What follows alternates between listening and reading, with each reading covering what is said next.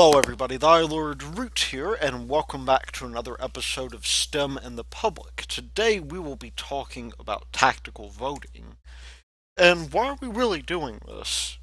Well, of course, if you've been keeping up with the news, then you happen to know that the 2016 presidential campaign is not far away. And I'll be focusing on the US in particular here because of the fact that I am American and that there's also the fact that there's, I guess, this sort of high profile deal with the elections. But what I have to say here generally applies to other elections, so I don't feel too bad about it. And there's this question that you might already have. What on earth does this have to do with STEM? In fact, I know that Thy Lady Root not too long ago asked me the same thing when I was writing this. And it turns out that voting is intrinsically mathematical, both in its actual function and also the strategies that one might come up with to vote. But you can also gather empirical data as well about voting, and you might even argue that voting is one of the greatest well springs of empirical data that we can think of. So, this leads to hypothesis driven analysis, which is integral to science. And then finally, we can think about ways in which we can create technology which improves voting and also engineer voting methods as well. So there's even this point to where even if it weren't appropriate, and I do think it is, that it'd help us make better decisions about voting, and everybody can benefit from that. So I do want to point out before we start that I'm not endorsing a political candidate. A, because I don't know who that candidate would be, rather. B, because I don't think anybody cares enough about the weight of my endorsement. And C, because it would get in the way of the message. Because if I'm trying to convince you that candidate A is better than candidate B throughout all of this, then I don't think that you're really going to listen to me. And I think that that's your own business anyway. I can't really tell you how to vote in the end. I can just give you my opinions on it, and that has nothing to do with STEM. So while I might talk about the sort of political climate that's here in the US right now, I don't think I'll be talking too much about other candidates, except maybe to say who they are and I guess how this sort of fits into the whole deal. So I don't mind if you discuss politics in the comments. I welcome it. I do hope, however, that you remain civil. So with that out of the way, we need to talk about our own sort of election system, and this is called a first-past-the-post election. So, in this method, everybody casts a single vote for one or more options. One or more options, you say? Yes, because you see, it's possible for only one person to run, or one option to be presented. And in that case, that's a vacuous case of voting, because that is an uncontested election. And that means that by default, that person usually wins, or that option usually wins. Otherwise, we have two or more votes, or two or more options rather, and the option with the most votes usually wins. Sometimes there are additional restrictions on it, like requiring what's called a simple majority. That's 50% plus one. And this is to make things a little bit fairer. And so we use this method largely because of the fact that we understand it well. Particularly if you're in a country like the US or Britain or anything like that, it's very common for us to vote on things, and if you have exactly two options, it provides minimal overhead. However, it's not something that maybe is optimal, and we'll see that. So let's talk about one case where it probably is optimal, voting for what's called a referendum. In a referendum, you have policy that's basically decided by the public instead of maybe by a representative. And so, why might lawmakers who typically do this sort of thing in house, why would they subject it to the public? Well, one thing that might cause them to do that is that there's controversy surrounding the subject. So, this happens in innumerable ways. Brexit is probably the most famous example of this, which is the decision that people in the United Kingdom made whether or not to exit the European Union. However, another example of this, which some of my viewers may be familiar with, is California's Proposition 8, which determined whether or not the state would sanction gay marriage. And so, in that case, there's a lot for politicians to lose because if, for instance, you support gay marriage in a place like the United States, there's a large number of people that believe that for some reason or another it shouldn't happen, whether it happens to be religious reasons or for other reasons. And then there are others who say that this is a secular country, that we should not make these decisions on religious boundaries, and not only that, but that there's no rational reason to not allow it. And so politicians tend to have to be very careful about this sort of thing, and they don't want to be seen as having a position on this, except maybe when they're running for office. So, what we have here is what's called a binary election. And in this case, you can either vote yes or no on a referendum.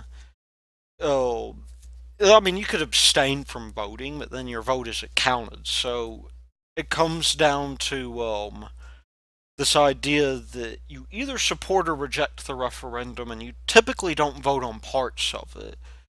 And the one way that you could really make this happen is to split it up into multiple referenda, but you as a voter don't really have that choice otherwise. It's something that the legislature has to do. So here's an example. Let's say that we're asking the question of whether or not geese should be allowed to drive cars on Tuesday. Well, that's a yes or no question, right? Now, 51% of the vote wins, and that is yes. Then geese will be allowed to drive cars on Tuesday. In fact, this is what it means to pass with a simple majority. Although the simple majority is actually 50% plus 1. This is more than a simple majority. So the idea is that you would have the people who vote against it, they might complain against it, or complain rather about the result. But we tend to think of the result as fair, whether or not we agree with it. So for presidential elections, this gets a little bit hairier. In our case, we have four politicians with sufficient visibility, arguably five, if you really want to think about it. There's, Hillary Clinton and Donald Trump, almost everybody knows about. There's also these politicians, which would be Jill Stein of the Green Party and Gary Johnson of the Libertarian Party, who are gaining tons of traction as well. There's a Constitutional Party as well, but they're not well known. At least not at this juncture. So here's a question. With four hats in the race, what could go wrong? Well, the most obvious thing is that everybody is split down the middle and we can't obtain a simple majority. And in this case, we need an additional procedure to determine the winner. And most people would probably not want to go through this procedure and might, for instance, involve voting again. That, as it turns out, is not what happens in presidential elections, by the way. But in that case, then what would happen is most people would prefer not to do that, so they might hedge their bets on somebody that they could tolerate, but maybe that they like the other candidate better. That they're willing to settle for somebody who maybe doesn't have their best interest in mind, or who they perceive wouldn't have their best interest in mind. And that's kind of what's going on here in the United States right now. So, the thing is the you have a ballot like this, four options, right? And this particular stick figure dude, who we'll call Victor the voter, Victor likes Richard and Alpha a lot. He can't decide between the two. Or maybe he even likes Richard less than Alf, but he doesn't like Perot and Alf as much. Well, in the US, what happens is that we vote for electors, and the state then sends electors to something called the Electoral College, and they vote on our behalf for the president. Presently, what we need to do in order to get a president in office is we need to have 270 of the electoral votes. Now, this presents a problem. Let's say people can't decide between Stallman and Alf. Now, Jeannie happens to have gotten 240 votes. That's a plurality. Does she actually deserve the office? And I actually say this not knowing anything about Jeannie Ramna T, by the way. She seems like a real swell person. But you come to the conclusion, no, and like you might expect, nobody would win because a majority has not been met. So there's this question. Let's say Stallman had run against Jeannie without Alf. Would he win? That's a very important question. The same is likewise about Alf. And the answer is we simply don't know. Because those votes could go to Jeannie, those could go to Stallman. They could go to another party and cause the same problem. So what happens, for instance, if we get 269 electoral votes for the plurality? Then in the United States, there is this particular provision in the 12th Amendment which says that the House of Representatives picks the president. That's from the top three candidates. So in this case, Jeannie, Stallman, and Alf go to the House of Representatives, where it's more likely to be decided on partisan lines. So, for instance, back in the maybe like 2008, when the House was largely Democrat, a Democrat would have won. Now, here in 2016, where the House is majority Republican, it might be that the Republican might win. Either way, this is not a good prospect for most people because while you can't really say that the people will vote on party lines, it's not entirely fair, I guess, to most people that the Congress could sort of pick the president, and it does bring into question about representation. So this leads to the idea of wasted votes, then. Wasted votes technically include any vote which doesn't help get a candidate elected. So surplus votes over the simple majority in this case are technically wasted. However, most people, when they refer to a wasted vote, they don't refer to the surplus votes, nor do they refer to votes for the second place candidate. What they usually refer to are third party candidates here. And the idea is that you could have made a compromise, that you shouldn't have thrown the baby out with the bathwater, and that you should have voted for the so called lesser of two evils in that case. And there's other kinds of tactical voting. Tactical voting basically boils down to insincerely voting in order to improve your situation. So we just talked about compromising, wherein you vote for an inferior candidate to prevent a vastly inferior candidate from being chosen. But there's also burying. This comes into play whenever candidates can be ranked. The idea is that you insincerely rank a candidate lower than they're supposed to be. This sort of goes hand in hand with another sort of tactical voting called pushover, in which you rank an inferior candidate higher than you would normally rank them. And the idea there is that you're trying to erect a straw man, so to speak, that could be easily knocked down. And then finally, you have bullet voting. And this happens in what are called cumulative voting systems. If you own stock, then you're probably familiar with this, to where you have multiple votes. And the idea is you put all your chips in with one candidate, even though you may be better served by splitting your votes. So, in this case, let's say that there's this perception about Alf being unable to win the candidacy. Whether or not it's grounded in fact is entirely different, and that's a discussion that we could have ad nauseum, and we will sort of have a discussion about it. But in that case, the only rational thing to do between the two, if you think that Alf doesn't have a shot, is to vote for Stallman. Now, this actually can be ameliorated with clever tweaks to the election. So, you might have what's called a runoff election. If you have multiple candidates, what you would do is you would pick the subset of the winners, maybe two or three of them rather, and you'd run them in an election against each other. If you get only a plurality and not a simple majority. And so the idea then is that we'll keep on doing this until we get a simple majority.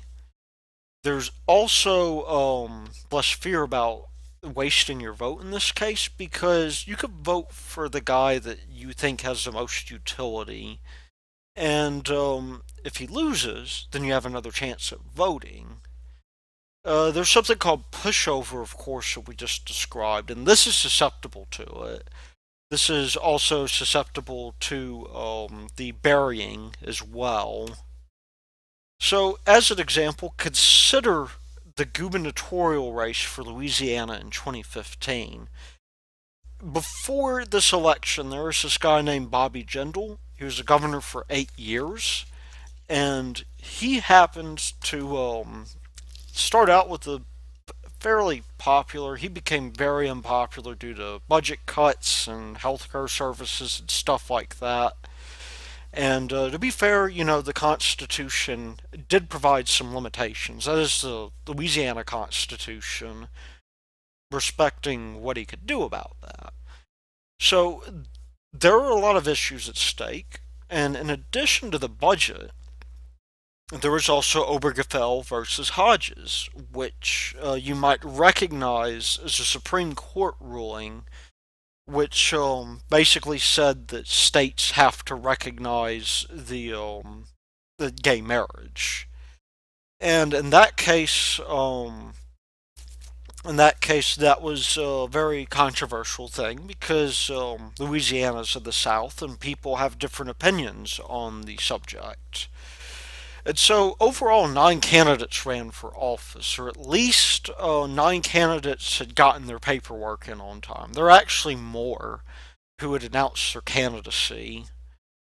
But what happened then is that these 9 candidates were bulled down to State Representative John Bell Edwards and U.S. Congress Senator David Vitter.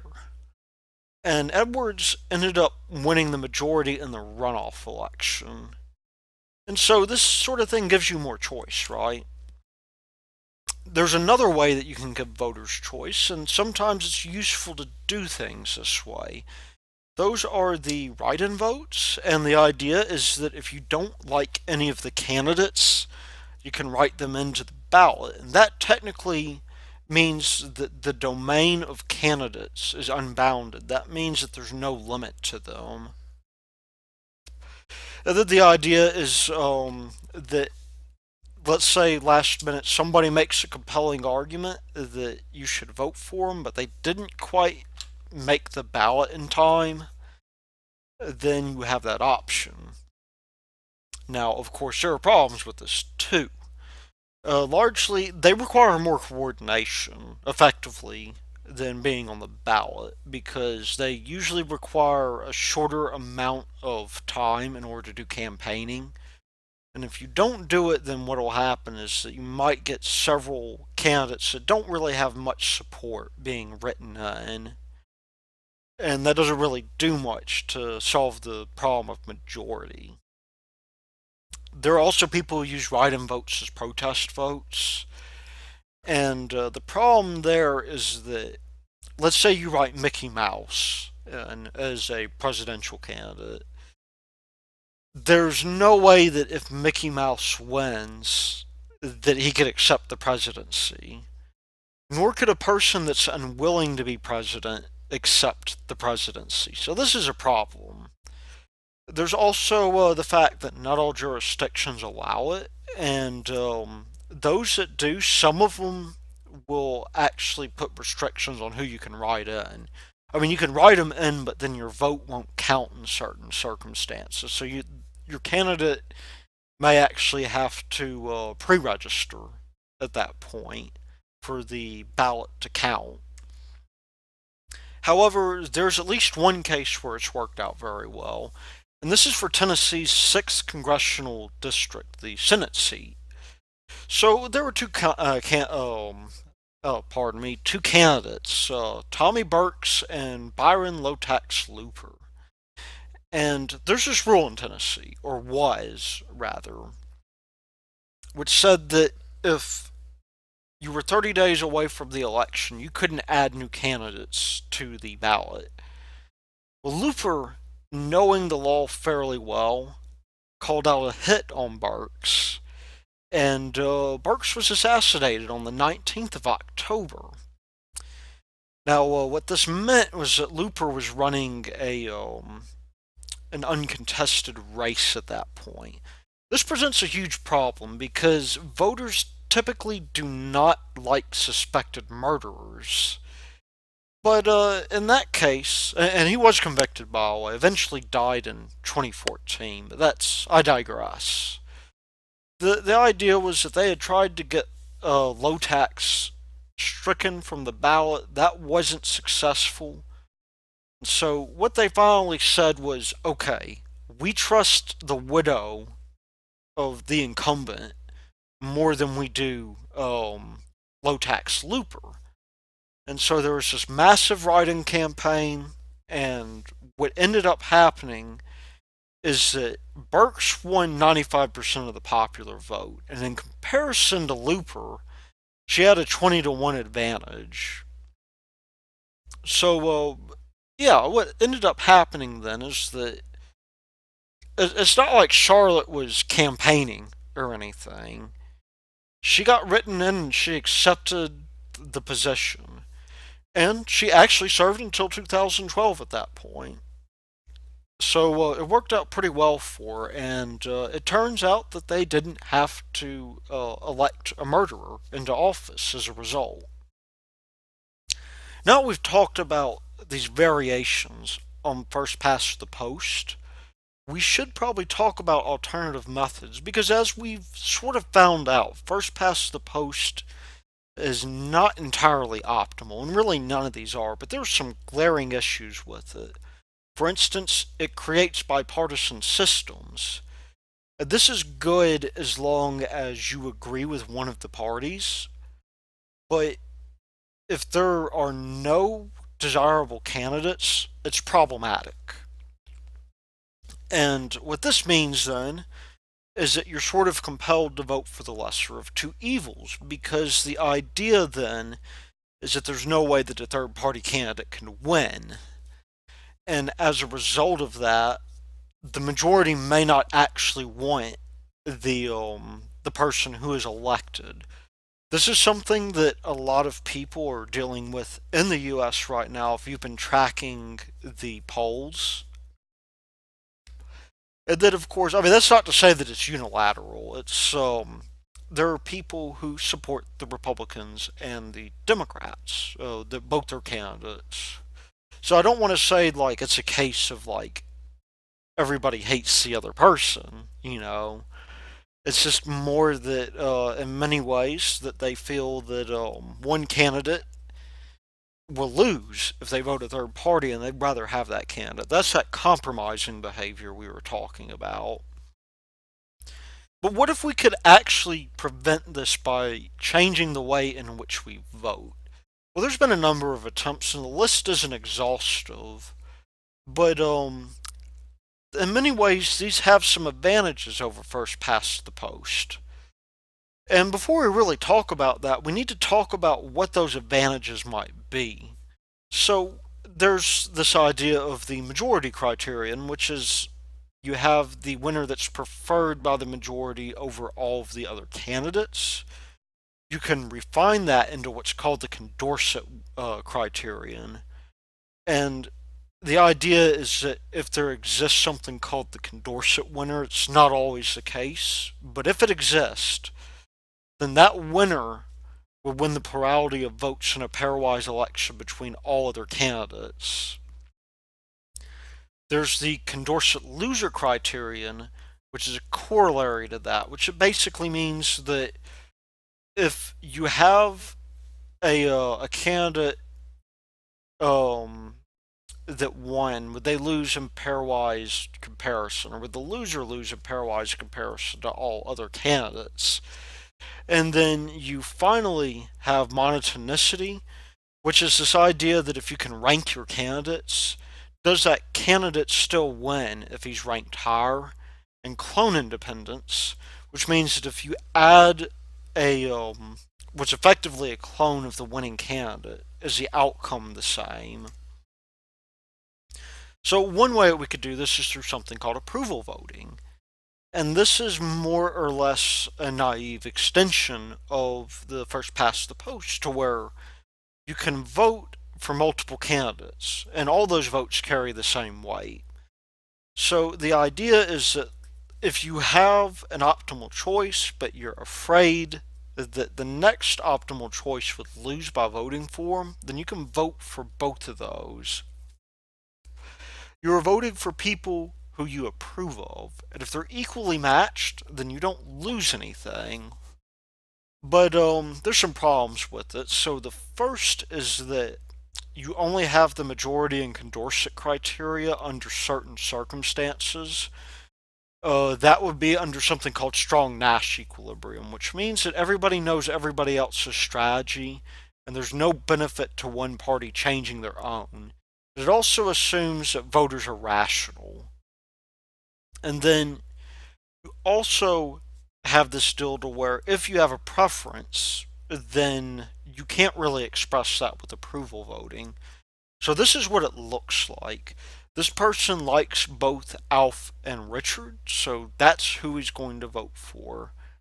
Victor, however, if he likes them differently, will not be able to vote in such a way that would say that. However, in this particular circumstance, he can. There's this method called Instant-Runoff voting, and with that, you rank your candidates in order of precedence, or preference rather.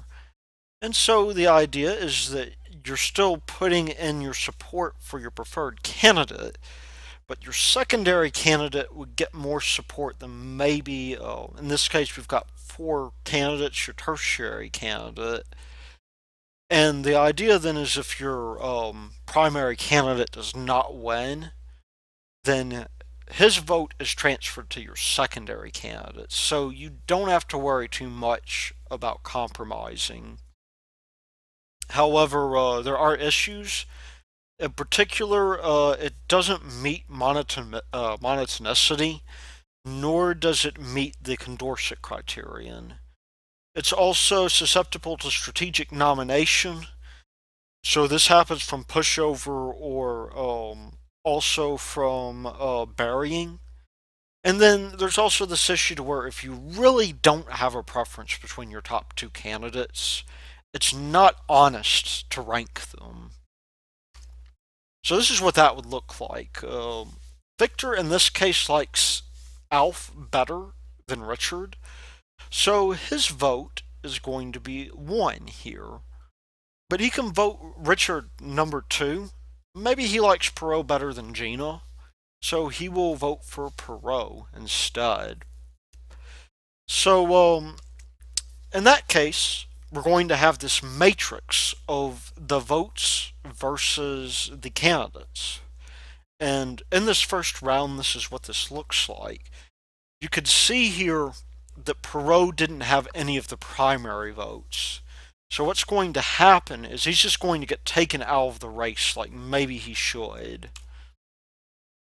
Well, maybe in this case then, you have an issue where you have Ramna T, who isn't well liked, but she has a primary vote. And in that case, what will happen is that she will be taken out of the race, and her vote, particularly on voter 3, will go to the person with the highest precedence, and that would be Alf.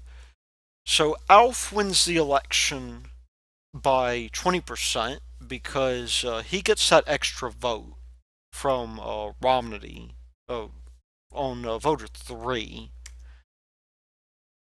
So there's another form which in some ways can be described as a best of both worlds approach, and that's called cumulative voting. So you're given a number of votes, and then you distribute them how you like.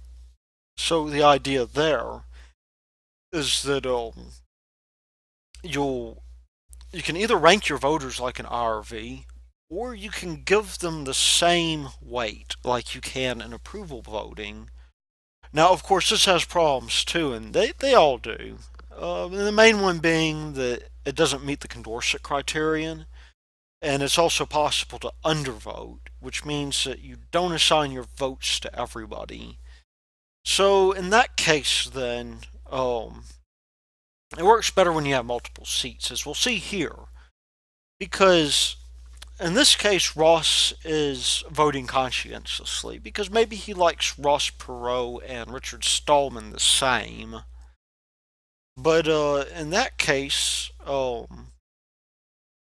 we've had something very interesting happen here, to where we have between Stallman and Alf, we have 15 to 14. So Stallman wins, at least if we don't hold a runoff election and we're going straight on the plurality.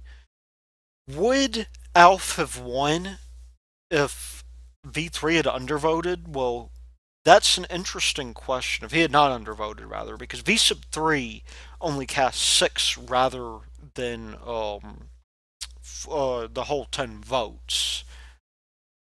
We'll never know. But that means, of course, that Alf and Stallman will either run off or that Stallman will win. So it doesn't entirely choose a winner instantly like instant runoff voting would. Now let's talk about voting strategy, and in particular one called Myerson-Weber strategy. When we talk about strategy, we're talking about something called game theory, and this idea is that you could boil problems down to a game, and then you try to find the behavior which causes you to win. So in the mathematical sense, voting is a game, and there are several examples. So for instance, the prisoner's dilemma. If you have two co-conspiring prisoners that committed a crime together, is it more likely that they'll behave rationally and remain silent, or will they rat each other out, where being ratted out means you get a penalty, an extended charge, and so if they both rat each other out, what could happen is that they would both spend more time in prison, whereas if they remain silent. And it turns out in that case, what ends up happening is neither one of them will stay silent because they can't trust the other. There's also the game of blackjack, probably one of the most well-known games of chance, maybe aside from like the slot machines. And the question is, given a finite deck, what is the best strategy that'll cause you to win against the house? In fact, there's another question to ask, which is whether there is a strategy which causes you to win against the house more times than not. And then there's the Monty Hall problem, named after this game show host named Monty Hall. And the idea is, let's say that you have three doors, and Monty Hall says there's two prizes behind one of them, one that's marginal, one that is really quite fantastic, and then you have a goat behind the other door. If you don't want the goat, is it better if he opens the door after your first choice and lets you change? Is it better to pick the door, to tell him to change the door, or are you better just staying with the door that you selected? Well, in this case, we have strategy for voting too. And Myerson-Weber's strategy is real interesting because of the way that it models voters. They are so-called short-term instrumentally rational voters. This means that voters only consider the present election, so they don't think about like building party lines or what the election might be like in, I don't know, the next round. And that also means that voters attempt to maximize the utility of their vote. And then they also understand how to best use tactical voting to their advantage. So this applies to additive systems. Oh, and you could see there, I have the citation down there for this. This is published in '93. You can check it out. If you look on Google Scholar, you'll be able to find it. So, well, how would we formulate this? Well, let there be a vector V, which is a vector of votes for k candidates, and let U be a vector which is the same length as V, and whose elements correspond to elements in V. And also let P be a k by k matrix that contains what are called pivot probabilities. That is, the pivot probability P sub ij is a probability that candidates I and j will tie. Then we can develop, or we can specify some quantity R sub I for candidate I, such that R sub I is equal to the sum of the difference in utility between candidate I and the other candidate, scaled by the pivot probability between those two candidates. So it's every other candidate in that case. And then what we would do then is we could define the gain. And the gain is the sum of the product of each of the elements of the vector V scaled by their rating. So let's talk about how to optimize this. When you're optimizing this, you're trying to cast a vote in the vote space V such that G is maximal. So specifically, we're looking for the argument of the maximum here, and we're letting the vote vary because we can otherwise consider P and U constant. So in this case, what we have is in a first-past-the-post election, we have the basis vectors here, as you might imagine. The basis, of course, for those of you who have not taken linear algebra, the basis forms that vector space by, you could multiply each one of these vectors by something and add it up and get another vector. So in the case of first past the post, we have exactly 4 candidates, and you can only vote for one of them, which means that the voting space is equivalent to the basis. And that's if voting is mandatory. Of course, we also have non-mandatory voting. And in that case, like in the United States where this can happen, that represents abstention. So let's say that we have our utility vector already figured out. And we've got this case to where candidate 5, which according to our example is Richard Stallman, and candidate 6 are closely matched. The question is, how can we determine who to vote for? So what would we do? Well, we need to have some idea whether or not they would tie. And in this case, this is a diagonal matrix because the probability that, let's say, Richard would tie with Alf is not different from the probability that Alf would tie with Richard.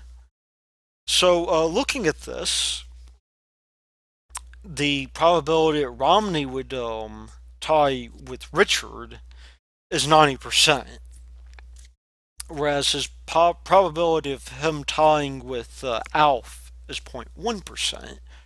What does this mean? Well, we know that Alf has greater utility than Richard by 0.1 points.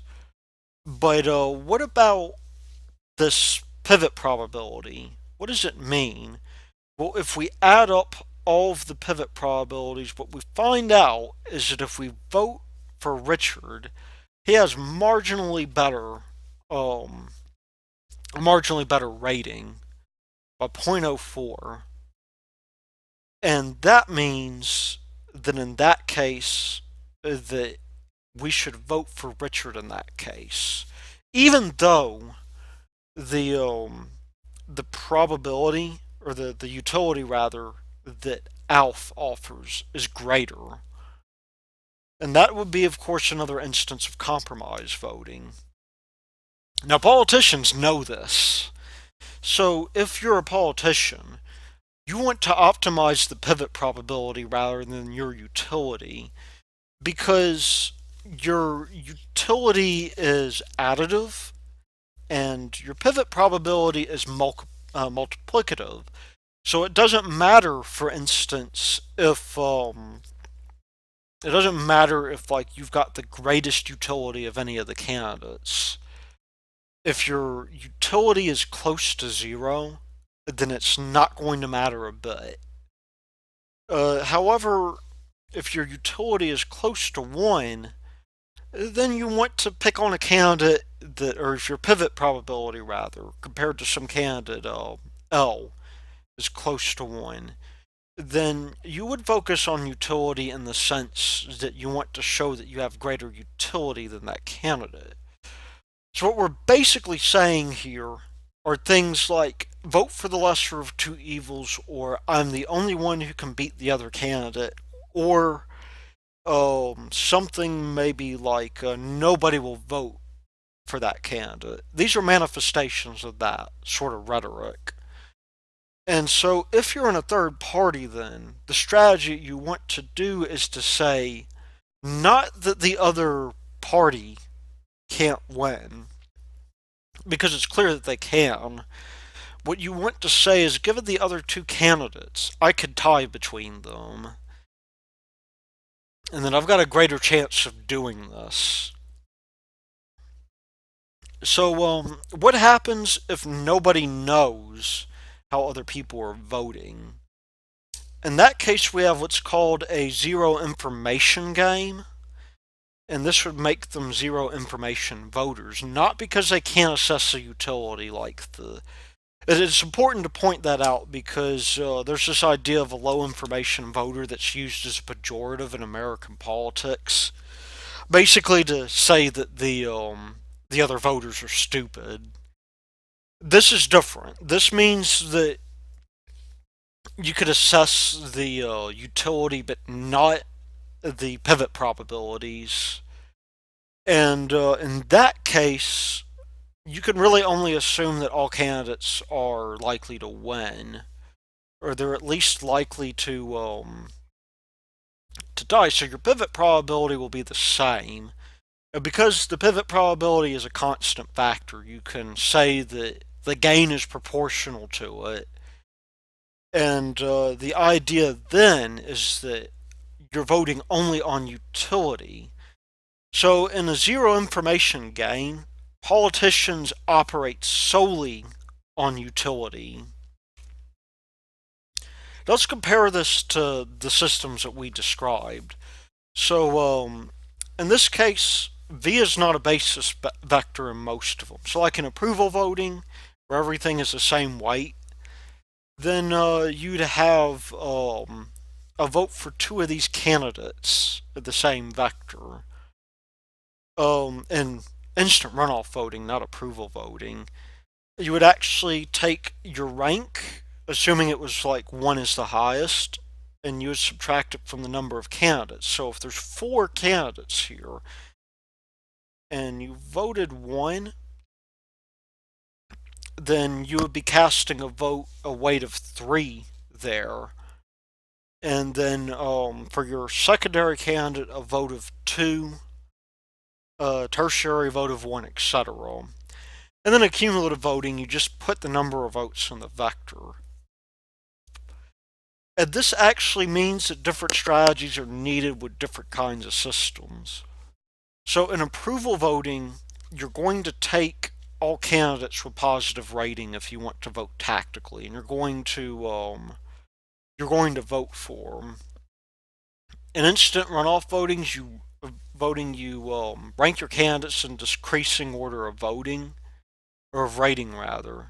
And then in cumulative voting, you would give the greatest number of votes to candidates with above average utility, and those with below average utility would get the fewest.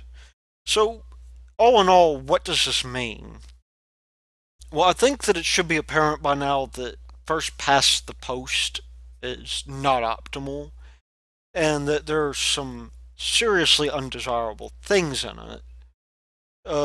Because it causes compromise voting for the most part, and because of the fact that we would actually probably make the right choice if we didn't know how other people were voting. But then we live in a world where people are connected to each other, and that's not really a feasible possibility. And definitely people should, be outspoken about their, if not their voting intentions, about why they endorse a candidate. So in that case, there are ways that we could get around it if we do something like runoff elections. Now, we have several of these voting systems that we've discussed, and we're not going to mention them all. There's several others. But, they have drawbacks, yet are largely desirable. More desirable than first past the post, anyway. And perhaps we could come to live with them if for no other reason than to bootstrap a better system. Of course, politicians, if you didn't know this, are sneaky people, and they like to leverage fear more than promises, because it's easier to do it that way. Even though they can mislead a voter on utility, it's much easier to mislead them on misleading them with respect to the pivot probability, to their chances of winning, because it's a self-fulfilling prophecy, basically. Basically, the idea being that if the voter were rational and they had reason to believe that that candidate was the only person that could win, then they should vote for him. So they're able to appeal to the consequences very easily, and if there's a strongly unfavored voter, then they can win that way. So, unfortunately, then the problem is we don't have very good data. So, if we're local voters, maybe we can get a sense of who other people are voting for if we're undecided. But if we're talking about national polls, we're talking about several hundreds of millions of people, and you have limited sample size. you also have this problem where, in a lot of cases, polling venues will only look at the top two polls. And so that skews the data a bit. And that means that in that case, we're not operating, because we're operating on faulty data, we may be making the wrong choice if we don't vote on utility. So, I guess the thing that I really want to bring up is that nothing is set in stone until the election, and you do well to remember that. Of course, keep on campaigning if you do have a preferred candidate, because you could, if you do the opposite, if you don't campaign, nobody will even know that there's a shot of beating them, because again, this is a preferred or a perceived thing, and by getting it out there that your candidate has a good shot of winning, or that you would cast your vote for that candidate, that means that other people might begin to consider the probability that they could tie. Also, it's never optimal to abstain from voting, because then rating never gets factored in. So just some food for thought. Until then, this has been Thy Lord Root, and I will see you later.